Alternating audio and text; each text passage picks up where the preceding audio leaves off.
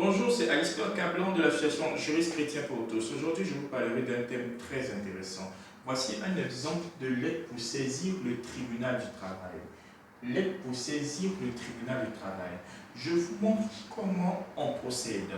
Lorsque vous sortez de l'inspection du travail avec votre PV de non-conciliation à la suite d'un conflit avec votre employeur, vous vous rendez directement avec ce PV de non-conciliation au tribunal du travail, par exemple, tribunal du travail d'Abidjan-Plateau.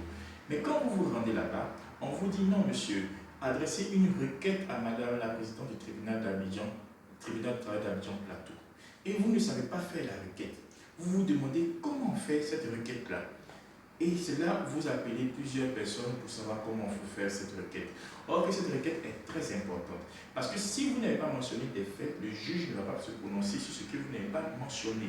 Le juge se prononce sur ce qui lui a été demandé. Donc si vous ne demandez pas, par exemple, je donne un exemple d'indemnité de gratification, le juge ne se prononcera pas sur l'indemnité de gratification.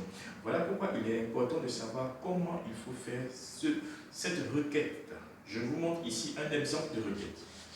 D'abord, à madame la présidente du tribunal du travail d'Abidjan-Plateau. C'est comme ça que vous mettez sur la lettre. Ensuite, vous mettez votre nom, monsieur, né le, téléphone, qualité, vous mettez ce que vous faites dans l'entreprise. Dans l'entreprise, vous mettez ici. Et vous mettez à l'honneur de vous exposer, vous prenez un grand 1 en mettant les faits. Dans les faits, vous pouvez vous servir de PV de non-conciliation, parce que dans le PV de non-conciliation, l'inspecteur souvent fait un mémo, au début vous l'explique qu'est-ce qui s'est passé. Vous pouvez vous servir de ce PV de non-conciliation pour expliquer vos faits dans la requête adressée à madame la présidente du tribunal du travail. Donc vous expliquez, et quand vous finissez d'expliquer un peu, en bref résumé, vous mettez pièce, 2 points, vous mettez procès verbal de non-conciliation. Parce que vous savez que pour saisir le tribunal du travail, il faut obligatoirement avoir un PV de non-conciliation.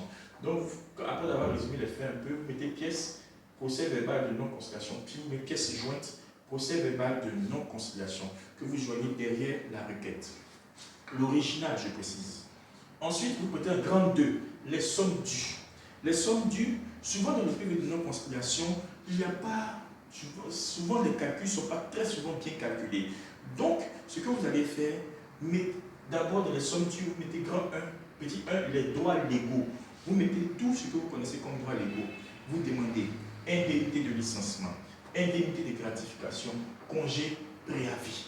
Point, vous demandez. Parce que vous n'êtes pas un expert pour savoir quels sont les droits légaux que l'entreprise vous doit. Donc, pour mieux faire, parce que le juge se prononce sur ce qui lui a été demandé. Si par exemple, vous n'avez pas demandé le préavis, le juge ne va pas statuer sur le préavis, il va statuer sur ce qui lui a été demandé. Si vous avez demandé indemnité de licenciement, gratification, congé, vous avez laissé préavis, alors le juge ne va pas se prononcer sur le préavis. Donc, dans les droits légaux, vous mettez tout. Monsieur le juge, je demande indemnité de licenciement, un autre tiret gratification, un autre tiret congé, un autre tiret indemnité de préavis. Là, vous mettez tous les droits dedans, concernant les droits légaux. Le petit 2, les dommages et intérêts. Si et seulement si vous estimez que le licenciement est abusif, alors dans le petit 2, dommages et intérêts, vous mettez je demande des dommages et intérêts pour licenciement abusif. Si on ne vous a pas remis votre relevé nominatif de salaire, alors vous mettez je demande aussi des dommages et intérêts pour non remise du relevé nominatif de salaire.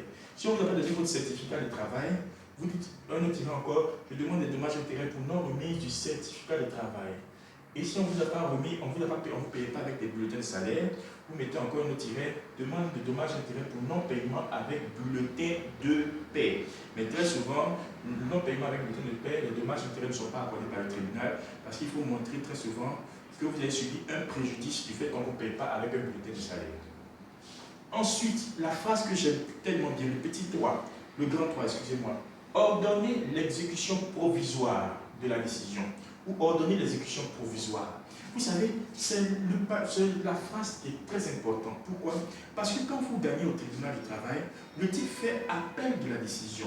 Et le procès va durer un appel, ça peut durer 1 an et demi et autres, et ça vous fatigue. Encore, il partit encore en haut, et ça va vous fatiguer, l'affaire peut durer plus de 4 ans ou 5 ans. Donc, si vous mettez ordonner l'exécution provisoire, ça veut dire que lorsque le juge rend la décision de justice, ça s'applique en même temps, même s'il fait appel de la décision rendue par le tribunal du travail va s'appliquer en même temps. L'appel ne va pas suspendre l'exécution de la décision rendue par le tribunal du travail. Donc, vous mettez ordonner l'exécution provisoire du jugement en application de l'article 81.28 du Code du travail. Et vous mettez votre nom, prénom, vous signez. Merci, c'était Alistair Cablan de l'association Juristes Chrétiens pour tous.